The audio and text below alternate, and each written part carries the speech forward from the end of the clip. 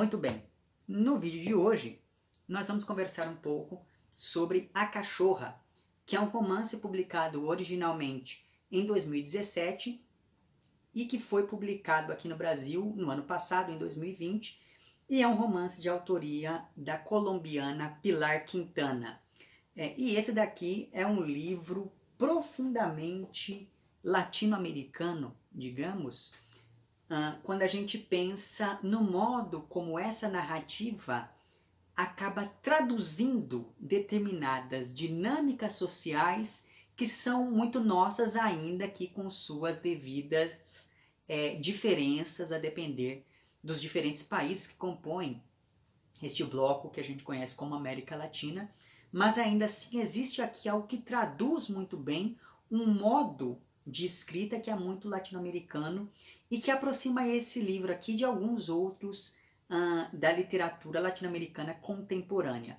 Basta pensar aqui, por exemplo, na própria paisagem da narrativa e em como essa paisagem determina o andamento do enredo e também o comportamento dos personagens. Então esse espaço narrativo é algo muito importante aqui e é por isso que eu já saliento desde o início essa característica tão latina desta obra. Mas enfim, pensando nesse espaço, então, a primeira coisa a ser considerada é a seguinte: a narrativa se passa em uma região extremamente pobre da Colômbia, então a questão do abandono e da pobreza vão estar presentes aqui, ainda que não em um primeiro plano. Então, por exemplo, os personagens aqui são quase todos sem instrução, negros e pobres, e isso é bastante significativo.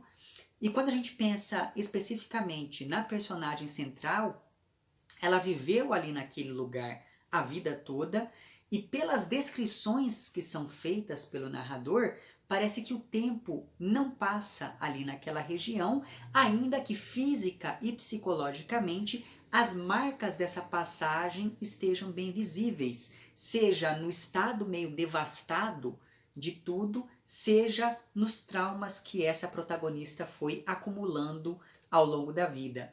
E aí, apenas para que vocês percebam isso, logo no início do romance, existe um momento em que é feita uma descrição desse ambiente, e por essa descrição a gente já nota como tudo ali é completamente abandonado. Isso está na página 10. O povoado de Damares era uma rua comprida de areia firme, com casas de lado a lado. Todas elas estavam em estado precário e se elevavam do chão sob estacas de madeira, com paredes de tábua e telhados escuros de bolor. Então veja, esse aspecto de algo abandonado é uma constante ao longo de todo o romance, tanto quando a gente pensa nessa descrição das casas, mas também quando a gente pensa na descrição, por exemplo, de alguns troncos que ficam jogados na areia da praia e coisas do tipo.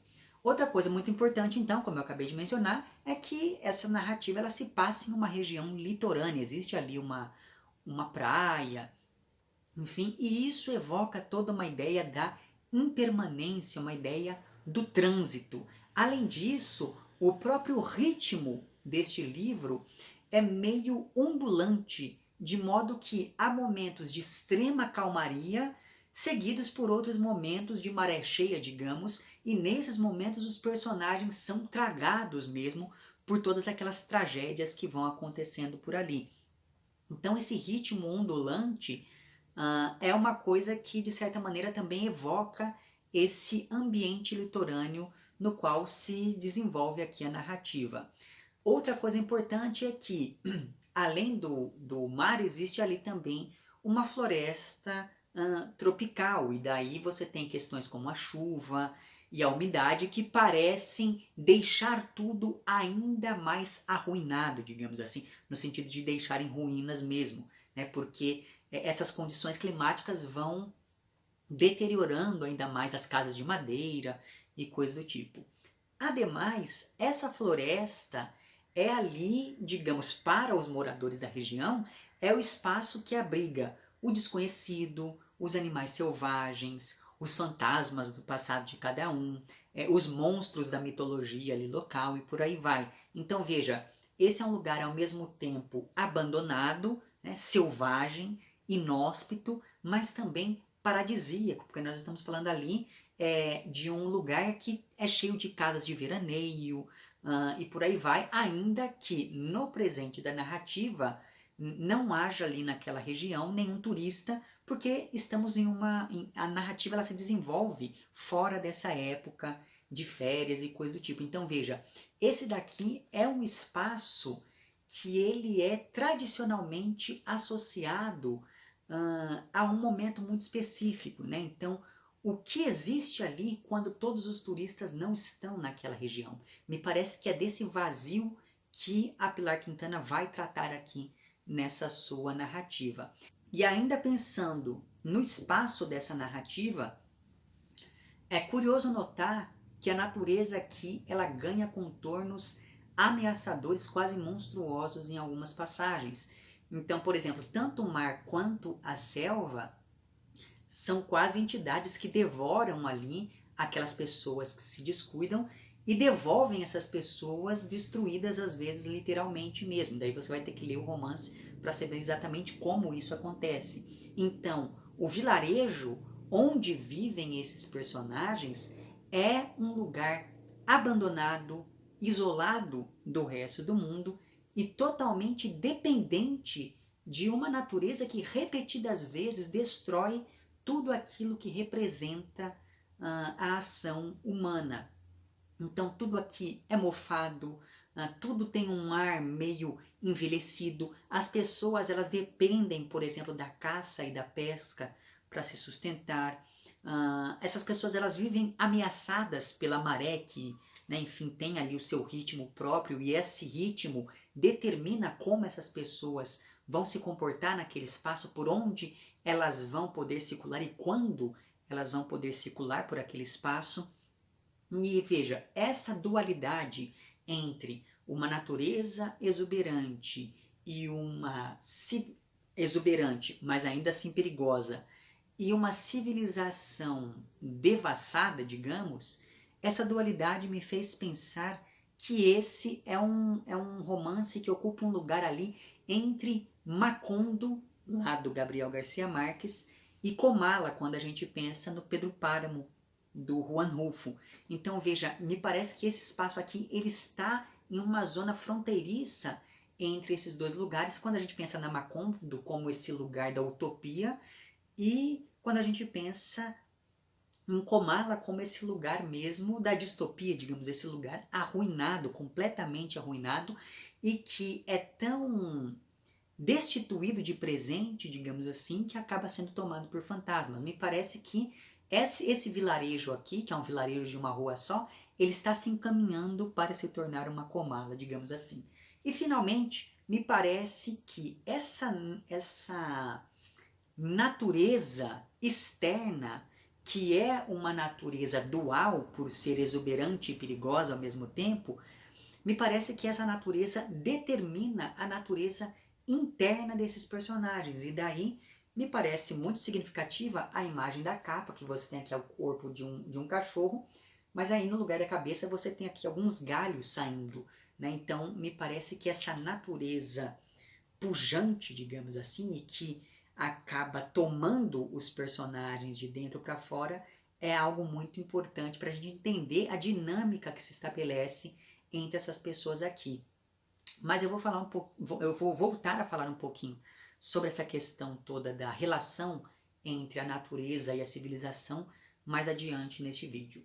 Mas enfim, por hora me parece que existem 3 grandes temas a partir dos quais essa narrativa se desenvolve e desses grandes temas surgem alguns outros menores. Então você tem aqui o tema da natureza, você tem aqui o tema da violência e você tem aqui o tema da maternidade e muitas vezes esses 3 temas eles parecem dizer respeito a uma única coisa, justamente porque eles são temas que de uma maneira ou de outra se complementam. Então aqui nós vamos ter a história da Damares, que é uma mulher ali dos seus 33, 34 anos, que é casada com um pescador dessa região tão inóspita, chamado Rogério. E eles são casados ali desde os 18 anos. Só que esse casamento é bastante conturbado, principalmente porque a Damares não conseguiu engravidar mesmo depois de inúmeras tentativas e tratamentos alternativos. Então, por exemplo, ela foi em um curandeiro, ela fez simpatias, ela fez rezas, mas ainda assim ela não conseguiu engravidar. E veja, esses eram os métodos que ela tinha ali ao seu alcance, e o fato de recorrer ao místico ao invés de ir procurar, por exemplo, um médico, demonstra muito bem o quão abandonada é essa gente aqui retratada. Mas enfim, no presente da narrativa, ela não apenas aceitou que não pode ser mãe, como também simplesmente nem se ilude mais com isso. Ela cansou até mesmo de se iludir que um dia ficaria grávida e coisas do tipo. Só que a Damares, ela sempre quis ser mãe, de modo que, ao não conseguir engravidar, a vida dela foi ficando sem propósito conforme os anos foram passando, como se isso mostrasse que ela é menos mulher do que as outras por não ter correspondido a esse papel social. Tanto é assim que a própria personagem passa a ver o seu corpo como sendo um corpo masculino, um corpo com mãos grandes e grossas, que, como ela diz aqui em dado momento, só servem para destruir as coisas. Enfim, essa descrição, o modo como essa personagem vê as próprias mãos, me lembrou bastante daquilo que nós temos lá no São Bernardo, quando a gente pensa no Paulo Honório, né? Quando ele vai vendo ali as suas mãos quase como mãos animalizadas mesmo, me parece que é um bom paralelo para se fazer entre aquele narrador e essa personagem aqui. Mas enfim, ainda pensando nisso, essa angústia da personagem, né, essa impressão de que ela não correspondeu a algo que se esperava dela e que ela própria esperava de si, isso acontece principalmente porque aquela sociedade na qual o personagem está inserida coloca muita pressão para que uma mulher recém-casada engravide logo. Então as pessoas ficam perguntando e coisas do tipo. Ou seja, existe aqui uma imposição social que anula a identidade dessa mulher e assim ela só pode ser vista como mãe. E daí fica a questão, o que fazer quando você não consegue corresponder a isso? Por isso, as pessoas aqui começam a estranhar cada vez mais essa ausência de filhos na vida deste casal. E o que mais me chamou a atenção nisso tudo é o seguinte: em momento algum cogita-se a hipótese de que na verdade é o Rogério quem é infértil. O tempo todo a culpa pela ausência de filhos recai sempre sobre a mulher e isso não me parece gratuito também. Então, ela não é mãe, ela não é delicada, ela não é frágil, ela não se vê como uma mulher feminina, ela tem ali essas mãos de homem, como ela própria se descreve, ela é desastrada, ela deixa de se relacionar com o marido porque ela perde a ilusão de que vai ter filhos algum dia, ou seja, o modo como a própria personagem se enxerga parece colocar essas características como uma confirmação da sua impossibilidade de engravidar. E com isso, por um lado, nós temos aqui esse ambiente que remete ao passado, porque é um ambiente que está ali se corroendo, e por outro lado, nós temos essa personagem para quem, deixa eu passar a moto, nós temos essa personagem para quem o futuro é vetado, já que ela não pode engravidar. Então, para além desse trauma, que é um trauma familiar e que vai ganhar muita importância na vida dessa personagem, existe ainda ali um outro, digamos, um outro fantasma que assombra a Damares, porque é o seguinte, ainda na infância, ela testemunhou uma tragédia familiar envolvendo o filho dos donos da casa, onde até hoje ela trabalha como caseira. Então veja, a natureza ela é aqui hostil de todos os lados, né? E a casa, então, se essa mulher vai para a praia, existe a hostilidade do mar. Se ela vai para floresta, existe ali aquela hostilidade da selva. E quando ela vai para casa, essa casa faz com que ela fique relembrando desse trauma que ela viveu ainda na infância. Então, mesmo a casa não serve aqui como esse espaço da fuga ou esse espaço da proteção ou coisa parecida. Então, os donos dessa casa, por exemplo, que é a chamada família Reis, e esse nome é bastante sugestivo quando a gente pensa no modo como eles se impõem ali naquele lugar, mas enfim, os antigos donos dessa casa puderam sair dali porque eles tinham dinheiro, então aquela era a casa de veraneio, aconteceu essa tragédia familiar, eles simplesmente foram embora e não voltaram nunca mais. Eles puderam seguir com a vida. Mas a Damares, sendo pobre, ela não teve esse direito e por isso ela ficou ali naquele espaço do trauma trabalhando como caseira. Então, e aí existe uma outra coisa muito interessante sobre essa família Reis, que é a seguinte, né, que eu falei que esse nome é sugestivo por conta do modo como eles se comportam ali naquele espaço. Quando essa família chega nessa região, eles chegam ali explorando todo mundo e mudando mesmo alguns aspectos da paisagem.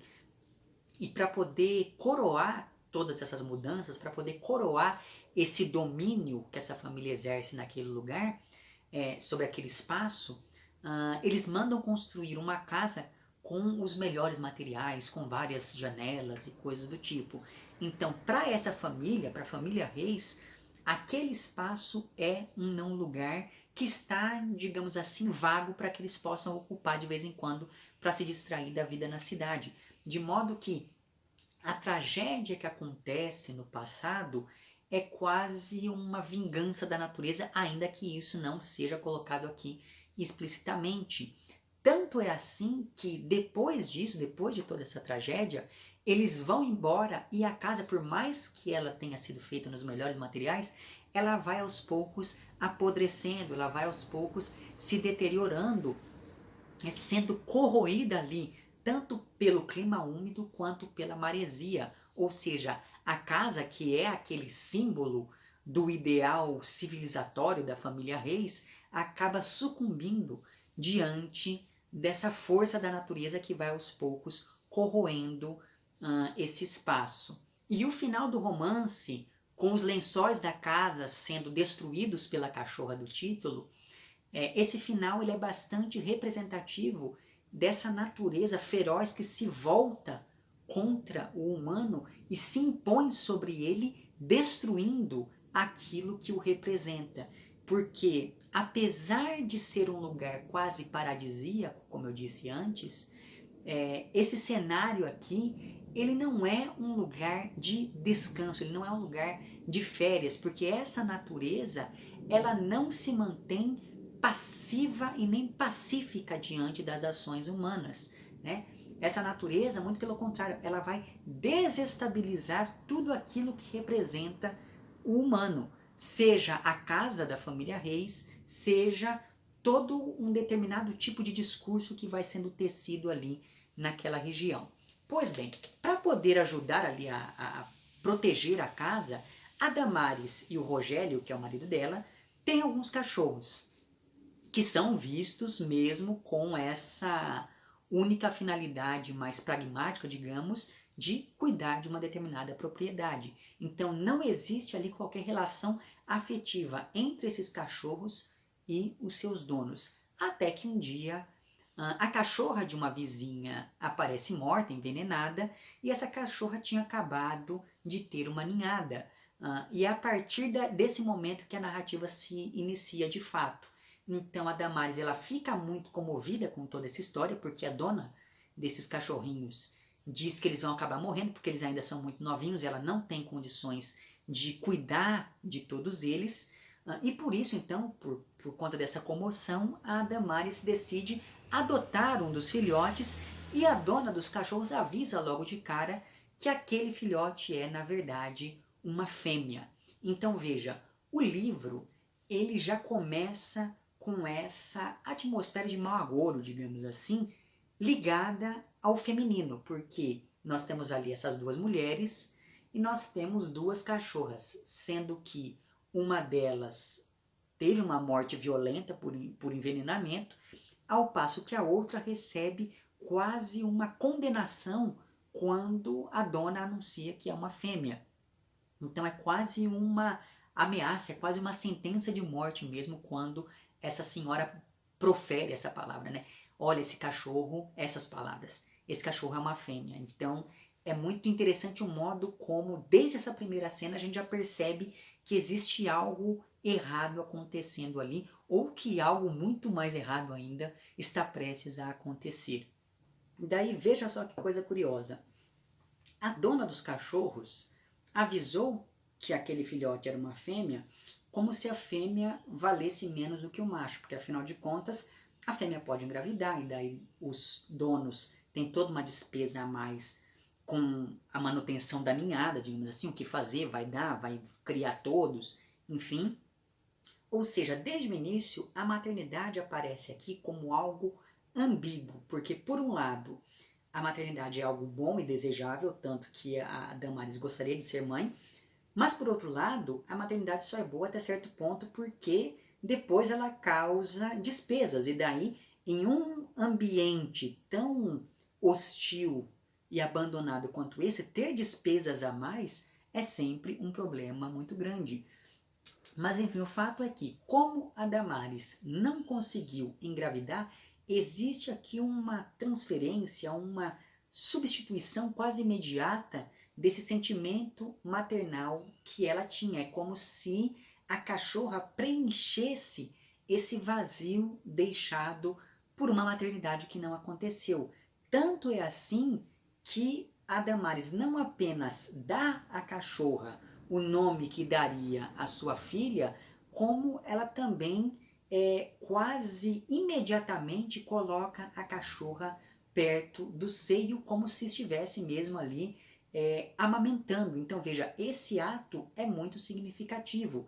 Além disso, essa cachorra ela é tratada não como um filhote, ela é tratada como uma criança em vários momentos. Então, por exemplo, ela tem um tratamento diferenciado quando a gente pensa nos outros cachorros. Como eu disse, os outros eram cachorro para cuidar da propriedade e ela era uma cachorra de estimação de fato. Ela sempre ganha as melhores partes da comida, então quando a Damaris está cozinhando, ela dá ali pedaços de carne para a cachorra e coisas do tipo. Essa cachorra ela tem liberdade de ficar dentro de casa, coisa que os outros cachorros não têm, e por aí vai. Mas note que a cachorra, ao receber o mesmo nome da filha que a Damaris não teve, isso acaba demonstrando que o humano e o animal aqui são correspondentes. Mas essa correspondência ou essa transferência não implica necessariamente em uma humanização, digamos, dessa cachorra aqui que vai passar a viver com a Damaris. E aí reside um dos pontos mais interessantes deste livro, porque existe toda uma ambiguidade entre substituir uma pessoa, né? Essa cachorra ela está ali substituindo uma pessoa, mas não ao ponto de ser enxergada como uma pessoa também. Então, a Damaris não vai, por exemplo, chamar a cachorra de minha filha, ou querer fazer festa de aniversário para cachorro, coisas do tipo, que é algo que a gente vê por aí. Mas ainda assim, o modo como ela trata essa cachorra, percebe-se que ela está colocando ali um sentimento maternal muito grande nessa relação que desenvolve com esse novo bichinho. Então, a Damaris, ela não pôde engravidar, ela não pôde fazer um tratamento correto junto com um médico, um especialista, ou coisa que o valha, e ela não pôde também adotar uma criança, porque ali não tem nem médico, quem dirá um sistema para adotar crianças. E exatamente por conta disso, ela acaba se tornando mãe por outras vias, já que não deu certo por uma via social e nem por uma via, digamos, biológica, ela acabou adotando ali um cachorro e acaba fazendo essa transferência desse seu sentimento maternal. Só que todo esse carinho da Damaris acaba aos poucos levando à frustração, porque a cachorra não corresponde, nem poderia corresponder do mesmo modo. E assim a Damaris vai percebendo que ser mãe, como diz o refrão, ser mãe é padecer no paraíso, já que os filhos nem sempre vão corresponder às expectativas dos pais. Então, conforme o tempo passa, a cachorra vai se tornando independente, ela começa ali a fugir de casa e a voltar dias depois, e a Damares vê tudo isso como desobediência, como rebeldia, como se estivesse ali sendo abandonada pela cachorra, e ela se dedicou tanto a essa relação para agora a cachorra fazer isso, então é como se a cachorra fosse ali uma ingrata, né, diante dessas novas circunstâncias.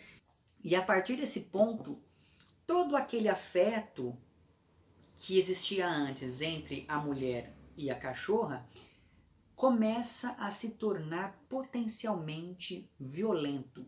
E essa aproximação entre violência e proteção, como elementos ligados à maternidade, me fez lembrar de livros como, por exemplo, Morra Amor, da Ariana Harvix, e Distância de Resgate, da Samantha Schweblin. Ambos já foram devidamente comentados por aqui, os links vão estar lá embaixo. E veja, essa violência, ela aparece primeiro como proteção, porque, por exemplo, a Damares, ela passa a deixar a cachorra amarrada no quintal de casa, com a desculpa de que se ela não fizesse isso, a cachorra poderia escapar e daí ela iria para a floresta e alguma coisa muito ruim poderia acontecer com a cachorra. Então, em um primeiro momento, esse cuidado extremo, né, essa proteção extrema, acaba sugerindo apenas uma relação um pouco mais tensiva entre a mulher e a cachorra. É só aos poucos que essa tensão vai se encaminhando de fato para uma violência cada vez maior. E o ápice dessa tensão crescente que se estabelece entre o humano e o animal chega quando, depois de alguns dias longe de casa, a cachorra volta prenha. De maneira que a Damares, ela se sente duplamente traída, digamos. Ela se sente traída como mãe, mas ela também se sente traída como uma mulher que não pôde engravidar, e daí agora a cachorra vai e engravida. E daí para frente é só ladeira abaixo, porque o que nós vamos acompanhando é o desgaste da relação entre essas duas personagens. E toda aquela violência estrutural, naturalizada, quase imperceptível, que estava presente desde o início do romance, se faz ainda mais presente, ainda mais explícita, conforme a relação entre essas duas personagens vai se tornando cada vez mais tensa. Inclusive, existem aqui vários momentos em que a gente percebe que essa é uma realidade absolutamente violenta. Então, por exemplo, a mãe da Damares teve uma morte violenta, não vou poder dizer como ela morreu, mas enfim, existe aqui logo no finalzinho do romance a história de uma mulher que mata o marido de uma maneira muito violenta. Existe aqui também a história de um vizinho que teve uma morte misteriosa, um outro também morreu de um jeito muito esquisito. Você tem aqui essa história toda dos cachorros que vão sendo envenenados e aparecem outros cachorros ao longo da narrativa. Portanto, nesse espaço aqui onde transcorre o romance, a morte e a violência são coisas cotidianas, né? Então essas pessoas, elas nem questionam, elas não investigam, elas não se incomodam, nada. Morreu, eles enterram. A morte aqui, ela parece estar em todos os lugares, como um memento mori mesmo lá do Barroco. Então aqui, em vários momentos, a gente tem essa sombra da morte se espraiando por entre os personagens. E com isso, a gente percebe que por baixo daquela apatia de civilidade da Damares, existe uma pulsão tanática, né, uma pulsão pela morte, que é muito forte e que acaba animalizando essa personagem. E essa transformação gradual é meio perturbadora pelo seguinte: o Rogério, que é o marido da Damares, ele demonstra a sua maldade desde o início. Então a primeira cena que aparece ele no romance é a Damares se lembrando de que uma vez um dos cachorros tinha um ferimento na cauda e daí o Rogério pegou um facão e cortou o rabo do cachorro assim, sem anestesia, sem nada, e deixou o cachorro lá, e o cachorro, enfim, melhorou, mas ele teve esse processo violento, né? Então, desde o início, a gente já percebe que o Rogério é um sujeito bruto, é um sujeito violento, inclusive isso gera preocupação na Damares, porque ela pensa, eu vou ter que cuidar muito bem dessa cachorra para que o Rogério não faça nada contra ela. Mas enfim, então desde o início, a gente já percebe quem é esse personagem. Já a Damares não. A maldade dela é apresentada como algo cumulativo, conforme ela deixa de ser aquela pessoa boa, que cuidava tão bem do cachorro, e passa a ser quase um monstro no fim do romance. Só que essa passagem, ela acontece de maneira muito gradual. Isso vai aumentando o desconforto, porque a gente percebe em todo momento que algo muito ruim, que algo muito grave está prestes a acontecer. Então, essa tensão constante é algo que vai aumentando ainda mais conforme vai aumentando também a maldade, a violência que a Damares acaba demonstrando para com a cachorra. E essa natureza violenta da personagem encontra par na natureza que serve de cenário ao romance. E é importante aqui a gente pensar um pouco nessa oposição entre a natureza e a civilização, por exemplo. Porque, veja, a natureza ela sempre foi vista como algo positivo. Então, o homem, né, e aqui eu estou falando do homem mesmo, não do homem no sentido de humanidade, o homem impunha a sua vontade sobre a natureza por meio da exploração, da colonização, do avanço, do progresso e etc. E por mais que em alguns momentos a natureza fosse valorizada, né, fosse valorada como algo pacífico e positivo, por exemplo, quando a gente pensa no nosso romantismo lá em Iracema, de modo geral, a vida na natureza sempre foi vista como sinônimo de atraso. Então a cidade é o lugar da pujança tecnológica, do avanço, da modernidade, da civilização, ao passo que o campo é o lugar do atraso e a natureza é o lugar do selvagem, mas um selvagem que é ao mesmo tempo domesticável. Mas aqui neste livro não existe mais essa distinção, então a civilização e a natureza convivem, e mais do que isso, a natureza aqui aparece não como um espaço pacífico. A natureza aqui é o lugar da morte e da violência. É a natureza que não apenas molda os personagens, mas que também impõe a sua vontade sobre eles. Então, por exemplo, quando sobe a maré, aquelas pessoas ficam completamente isoladas umas das outras e ninguém pode fazer nada. Então veja, o elemento humano aqui é impotente, ele é fraco, e é por isso que a verdadeira natureza da Damares vai aos poucos se sobrepondo àquela bondade inicial, como se a mulher fosse um espelho que refletisse o lado negativo dessa natureza que está ao redor desses personagens. E essa natureza que é impiedosa, traiçoeira, indomável, imprevisível, que representa mesmo uma ameaça, que é uma força incontrolável e oposta ao elemento humano, essa natureza ela é representada tanto pelo mar quanto pela selva, porque em ambos os casos nós temos aqui representações animalizadas desses espaços ligados sempre ali à violência e à morte. Porque veja, tanto o mar quanto a floresta são descritos aqui como bestas, como animais que consomem as suas presas que vão parar ali dentro desses espaços. Então, diante disso, o elemento humano tem que se submeter às circunstâncias e à opressão que é imposta pelo meio. E talvez isso explique um pouco dessa... qual que é a palavra? Dessa passividade desses personagens diante de todas aquelas tragédias que vão acontecendo ali naquele lugar. E quando eles saem desse estado de apatia, desse estado de letargia, eles acabam caindo no campo de uma violência cada vez mais extrema, como acontece, por exemplo, com a própria Damares. E assim como esses elementos da natureza, o mar e a selva, os animais também estabelecem uma tensão com as pessoas.